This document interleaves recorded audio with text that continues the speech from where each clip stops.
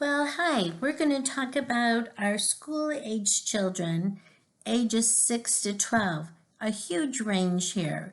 And I'm going to tell you, a 6-year-old is really a lot different than a 12-year-old, but it's all lumped into one group because they're in school. So you kind of have to keep that in mind when we're talking about development tasks. Okay, so how are these school-age kids growing? 6 to 12-year-olds. Well, generally they'll gain 2 to 3 kilos a year, or somewhere between 4 and 6.5 pounds per year. And I'll tell you, the 6 pounds is usually closer to the end of school age. They gain a lot of weight, especially the girls. Height, they usually grow 5 centimeters, which is about 2 inches per year. Their vital signs for their blood pressure systolically, we see closer to an adult's vital signs, 100 to 120 systolic, and diastolic 60 to 80. Heart rate is 70 to 100, and respirations are 18 to 25. So actually, it's getting more and more normal. And if you hear snoring, it's my dog. And if you hear highs and whatever, it's my parrot. They won't leave me alone. Okay, prepubescence means before puberty. It usually is a stage that starts around 9 years old, where puberty is usually, adolescence around 13. It's really pretty obvious with girls. They begin to get their breasts and hair under their arms, where boys, it's really not so obvious. In fact, visual sexual maturation in boys is minimal. Permanent teeth. At this age, usually their adult teeth are bucked. They start losing their teeth around 4 in the preschool age, and they usually keep losing it, 5, 6. Remember kindergarten, maybe got to put up on the board how many teeth you've lost. Well, now your permanent teeth are coming in. Okay. And your bones continue to ossify, and the bones will start to close up as time goes on. Okay, so Piaget, Dr. Piaget talks about concrete operations. And I'll tell you, some of these things are the hardest for me. I don't know about you guys, but concrete operations is that this age group understands that they understand reason and logic a lot more than they did before they were school age. And so, like some little examples that you'll see is, 2 glasses of water that are the same size. You show it to a 4-year-old, a preschooler, and you show it to a 7-year-old. They both agree there's the same amount of water in these glasses of the same size. We go and get a great big tall glass and put it next to the glasses. Pour the liquid from the second glass into the tall glass. And then we say, which one has more fluid? Well, the 4-year-old, which doesn't have this concrete operation thinking, will say the tall one because it's a bigger glass, right?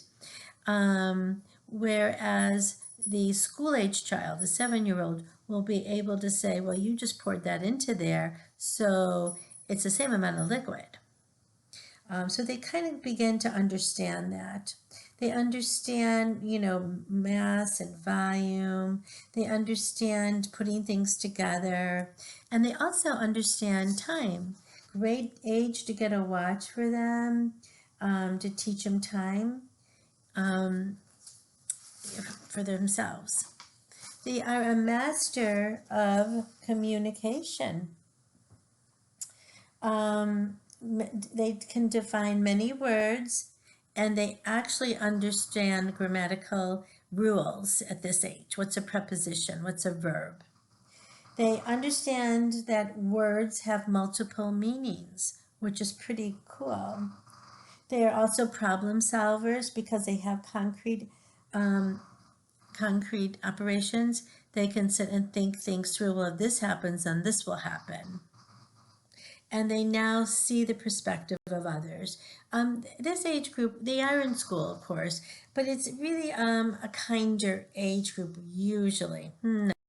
Okay, So Dr. Erickson calls it the industry versus inferiority stage. And he says a sense of industry is achieved through the development of personal and interpersonal skills, which allows the child to contribute to society. So they can, they could be a volunteer somewhere, they can help someone, they can draw a beautiful picture. A sense of inferiority may occur if previous stages have not been mastered, or if the child is unable or not ready to assume responsibility. So this is a great age for them to have a little chore. I always think from toddlerhood on, they should have a little tiny chore. But, they can feel pretty proud of themselves, yes, Mom, I swept the kitchen and I'm going to go out and play. Great, you got it done. Or the child that didn't do it or doesn't understand that it's important to do it may feel a little inferior. Moral development in the early ages is they don't understand the reasoning behind rules and expectations. The 6, 7, 8-year-olds, they don't understand why they can't play in the street. They don't understand why they have to come in for dinner or why they have to come straight home after school. They believe that he believes that he is always wrong and others are right. They really don't have a lot of self-confidence in the early ages, and they may interpret accidents as punishments.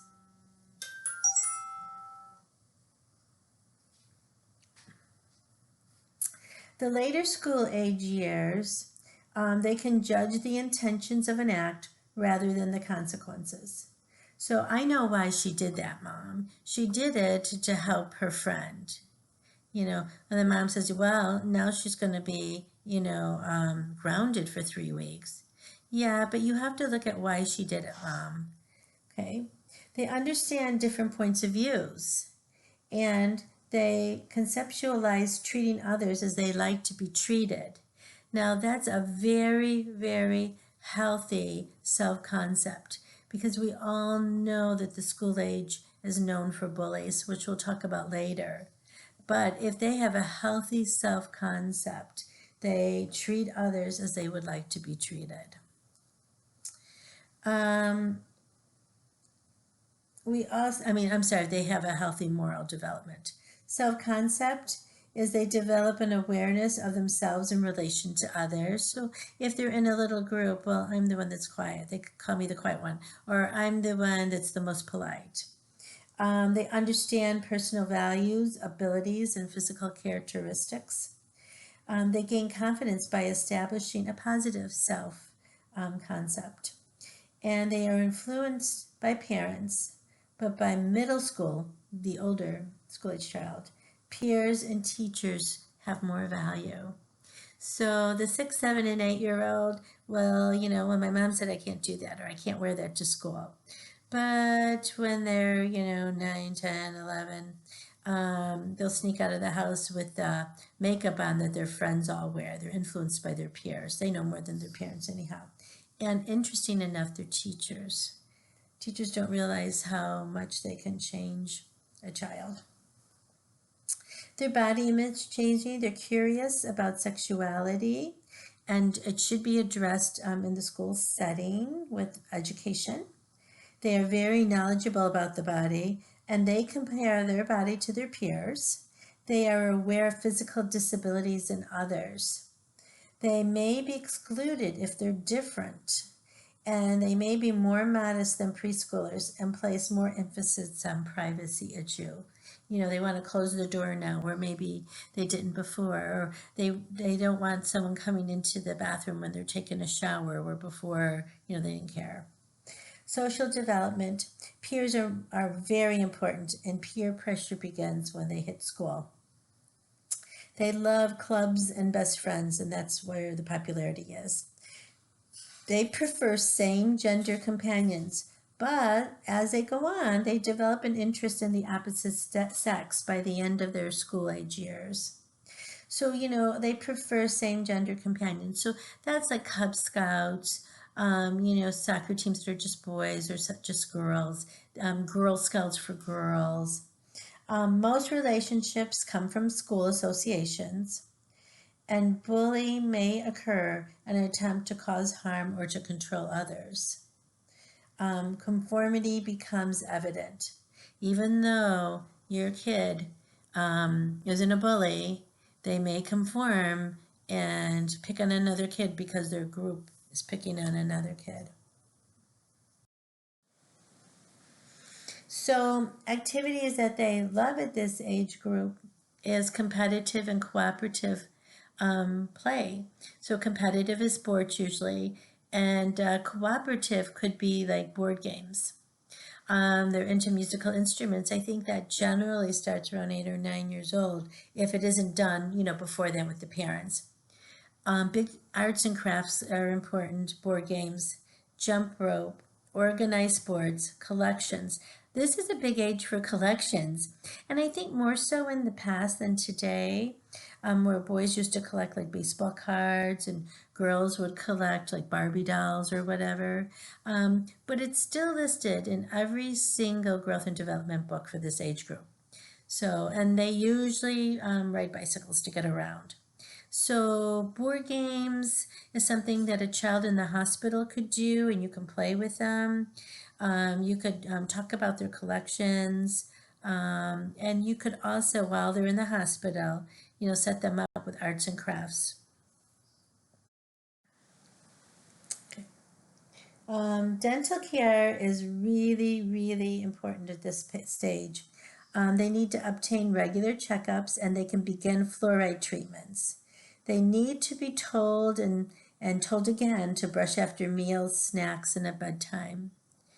Health screening. This is the beginning of screening for scoliosis. We do a lot when they're adolescents, but we usually start around 10, 11, 12 looking for scoliosis because actually, we'll talk about it later on, but they could be put in a brace to prevent it from getting worse, even if it's mild, and they may never need to have it repaired. Immunizations are listed here for this age group. Nutrition. Nutrition is very interesting for the school-age child. I'm trying to find my list on it. They eat usually by the end of the school age, 11, 12, the same amount as an adult portion. But obesity is a huge concern. And you have to advise parents to avoid using foods as rewards and emphasize physical activity. And teach the kids not to skip meals. Sometimes this age group wants to do homework. The 11, 12-year-old overachievers do homework during their lunchtime and not eat. Well, and then they're going to start snacking and be hungry later on. So obesity has issues big time at this age group. And as healthcare providers, we have to help this age group not get to that point. Depending on the age and activity and the health of the child, they may sleep approximately 9 hours of sleep by the end of 11. The younger child will sleep more. And then for some reason, they, start not wanting to go to bed. They stay up later and later and later. They may be reading, and they'll end up with about 9 hours of sleep. It changes later on, but this age group is not fond of naps, the school age group. Okay. For hospitalization, they can use the numeric scale for pain. And what's cool is they can now describe their pain. They're aware of body functioning. This is an age group that might say to you, it burns when I urinate, or I haven't had a poop for 3 days. They're aware of that, how their body's supposed to function. They know where their heart is and how it's supposed to sound. They have the increasingly ability to understand cause and effect. If this happens, then this happens. One thing when they're hospitalized is they fear the loss of control. So sometimes they're not pleasant at first because they got autonomy, in the preschool age, and now they're losing it, being put in the hospital, and someone's telling them when they can eat and sleep and whatever they have to do. Sometimes they ask a million questions, and sometimes they kind of get obnoxious about it. But this is the way they are trying to keep control, by understanding every little detail. This age group will sense when they're not being told the truth. So usually the school age group, if we have to put them into hospice care, they need to be told it, because if you try to hide it, they'll know that. Their biggest stressor when they're in a hospital is due to separation from their friends. Their whole social life now is their friends. It's not being at home anymore. So, they get really stressed. Well, when can I go home? I want to see my friends. I want to go to school. School is my social life. And nursing interventions, one of the biggest things we can do for this age group is invite friends to come visit them and play a game with them or do what they normally do with them. Okay, so death, they understand death now. They begin to respond to logical, factual information. They begin to have the adult concept, and this is older, the 9 to 12-year-old school-age child. The other 6, 7, and 8 is really still the preschool concepts. They are afraid of disease process, unknown, and loss of control. So, interesting enough, if the child is in with some kind of cancer, and they have heard in the past that cancer kills people die from it, they become afraid. And unfortunately, sometimes they, won't ask questions, and it's maybe not even that kind of a cancer. And they hate the fact that they're there in the hospital and they have no control over this cancer that's taking over their body. And they may become bitter and angry and uncooperative. They're very curious about death, what it feels like, what happens when you die, what does a dead body look like. And they might discuss all of this with their peers, but not their family. They might rely on their peers for answers. So, our favorite, safety. So for this age group, a lot of it's the same. Bodily harm is the same as it is with other age groups, keep things that aren't safe around them. But here's a couple new ones that you can add to it. Of course, keep firearms and medication locked, but identify safe areas to play. So here's the thing. Nowadays people are really, really afraid to let their kids away from, their sight. But, as a parent, they can take them to the playground and say, this is a place that you can play and it's safe. Although most parents will stick around now. But they need to identify safe play areas. Of course, teach strangers safety. And really, for bodily harm, teach safety about like wearing protective equipment when they're bicycling or skating or skateboarding. For burns, teach fire hazards and burn hazards. Teach safety precautions for cooking. As they're like 9 and 10 and mom's not home from work yet, they might be using the microwave and they need to know that you can't put aluminum foil in the microwave. Make sure that the family says that their smoke detectors are working, and make sure these children understand that they really need sunscreen. They may feel like they don't. Drowning, they need to have supervision when they're swimming. And a lot of times they just want to go in the pool when someone's not home, but they really need to have someone available. They need to be taught water safety and how to swim.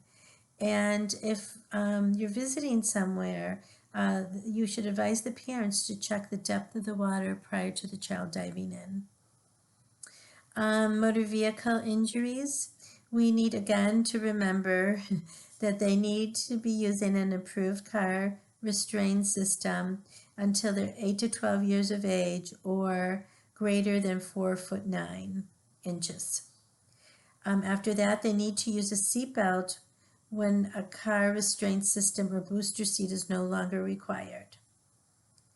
The lap belt part should lay across their upper thighs, not across their stomach. Shoulder belt should lay across the chest, not the neck.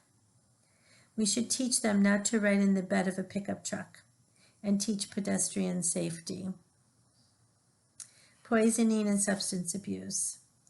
Once again, keep cleaners and chemicals locked and out of reach. And teach the child to say no to drugs. And that ends the school-age child. As I said, it's a wide age span, and it's really, really tough to do it in one big gulp. But that's how it's actually defined in your books, is school age, and it's this age group. So this age group can be kind of enjoyable, actually, and I hope you do take care of some of these kids and you do enjoy them. I'll see you again when we're talking about the adolescent.